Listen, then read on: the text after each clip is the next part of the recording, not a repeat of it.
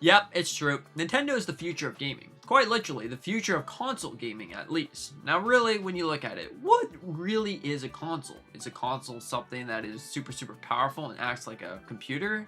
Is a console a gaming device that allows you to play a game?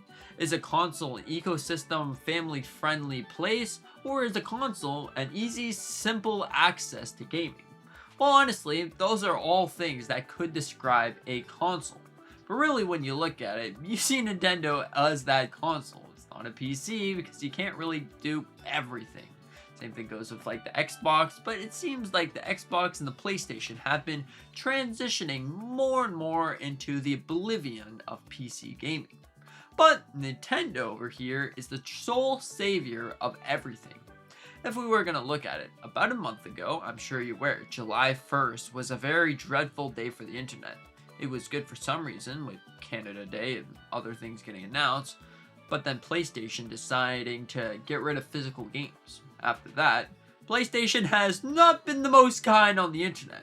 You can look at hundreds of different posts, and they really show how bad PlayStation messed up.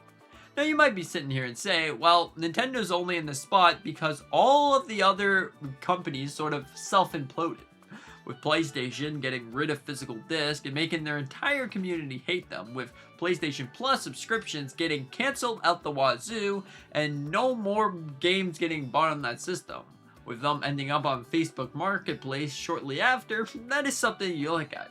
Xbox kind of self-destructed last year, but it seems like they're climbing the ladder back up to safety. But now with Nintendo, oh boy, hundreds of games that you are able to play on one system at a reasonable price and physical media that you actually own. These are all great things that you really look at. This is the true savior when you look at console gaming. Unless PlayStation decides to bring back physical media, that is probably going to be left untold. Because if you look at it, one of the main reasons that I buy a console is so that I can own my games. So I can have them on the disc, so I can put them in my collection, so I can buy them cheaper because they're on that disc. But without them, it kind of feels like a PC, don't you think? If PlayStation or the PS6 has nothing, then what is the point? What is the actual point of getting yourself a PS5 compared to a computer? Yes, it'll probably be cheaper for the specs, but you're really locked into one ecosystem and you don't really have Steam, which Steam is now gamer friendly when it comes to sort of digital games. You really have like the consumer actually wins with Steam. Besides that, it's not the case. But when you look at it, Nintendo is a true savior of consoles. I really think that this is one of the best ways that they could have took it. Honestly, if you look at everything, if you look at the actual physical cartridges and the game keycards, before you go out and say, game keycards suck, those things are the worst, may I remind you that game keycards existed a lot longer than what Nintendo seems to be starting. So if you were to look a couple years ago, you can see that there's a lot of games that either are fully on the disc, but when you insert them, you're going to have to connect it to the internet to get the extra content. Some games you won't, but others, there's these day one patches that makes it so the game is unplayable otherwise. So if the full game is there, but the game's not playable, is it actually there? There's a lot of games like that on PlayStation and Xbox and whatever. Plus, if you were going to look at it, it essentially acts like a game keycard anyways, because the reason why we have a clear distinction of a game keycard and of a actual cartridge is the actual cartridge, you take it and you put it inside the system and boom, it works. You don't need any internet. You can be like in the middle of the forest and it'll still work. No internet required whatsoever. With the game keycard, it's pretty much exactly the same as just playing a game on Xbox or whatever. You have to put it in, you have to download the whole thing.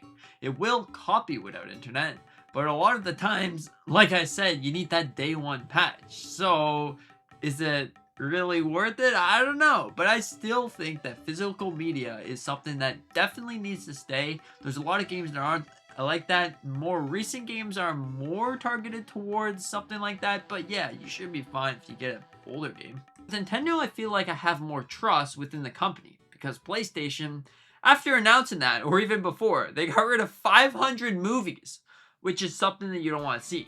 They also continuously do horrible decisions, and it seems like when you're on that system, you're kind of locked in a prison. You know, you're Mario and you're locked and they really don't like you, but like, squeeze me out your money, Mr. Krabs.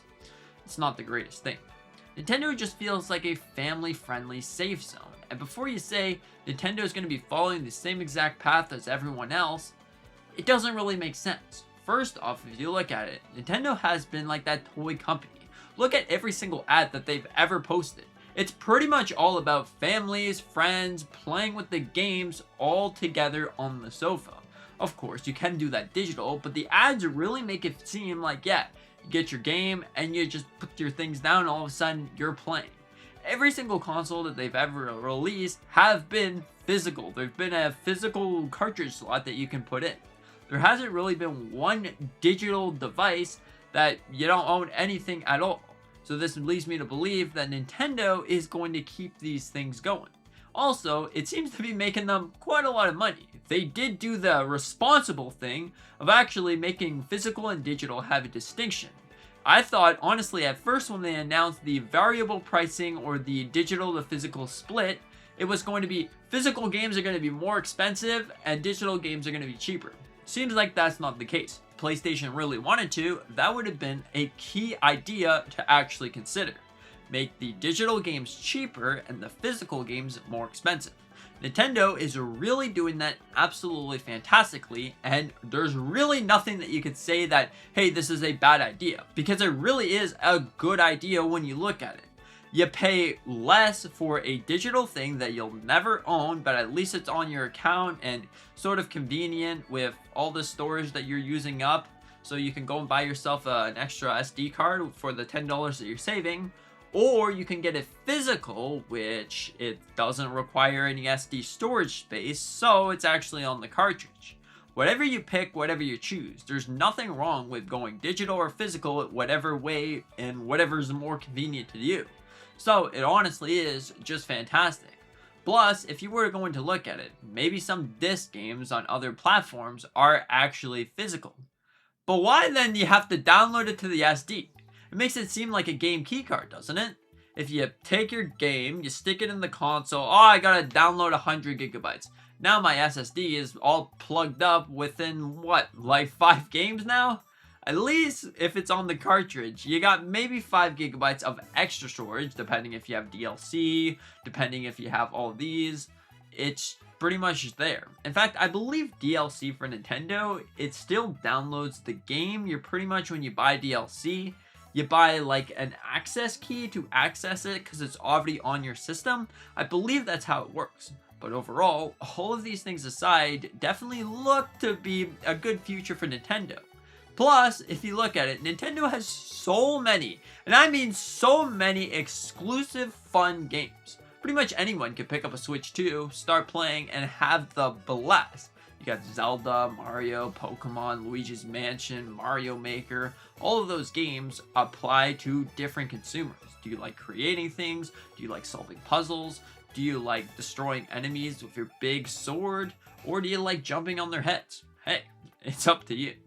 Overall, what are your thoughts on this? Do you think that Nintendo is the sole savior of the gaming industry, or something else is going to be happening? Thank you so much for watching. I hope that you enjoyed. Consider hit that like button, maybe subscribing if you're new. We do a bunch of different Nintendo content on this channel. Anyways, thank you so much. See you in the next one.